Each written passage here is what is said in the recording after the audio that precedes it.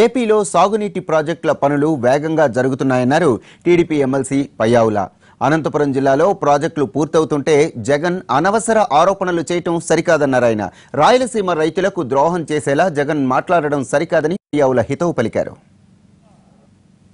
ఈ అనంతపురం జిల్లాలో ఒకవైపు హంద్రీనివా వెడల్పు చేసేటువంటి పనులు కొనసాగుతున్నాయి, మరోవైపు గుంతకల్ బ్రాంచ్ కెనాల్ మోడర్నైజేషన్ జరుగుతోంది, కిందకెళ్తే చెర్లోపల్లి రిజర్వాయర్ పనులు జరుగుతున్నాయి, లేపాక్షి దాకా నీళ్లు తీసుకెళ్లినటువంటి సంఘటనలు ఉన్నాయి.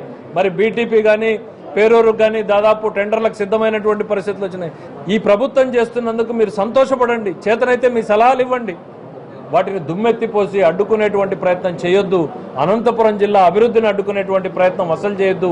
ఇరిగేషన్ శాఖ మీద పదే పదే నీరు చెట్టు మీద తెలుగుదేశం పార్టీ కార్యకర్తల మీద దుమ్మెత్తిపోసేటువంటి ప్రచారాన్ని మానుకోమని హెచ్చరిక చేస్తున్నాం. ఎందుకంటే ఇది ప్రత్యక్షంగా రైతుల కడుపు కొట్టడమే. దానికి మీరు సిద్ధపడితేనే మరొకసారి దాని గురించి మాట్లాడమని చెప్పి జగన్మోహన్ రెడ్డి గారికి తెలియజేస్తున్నాం.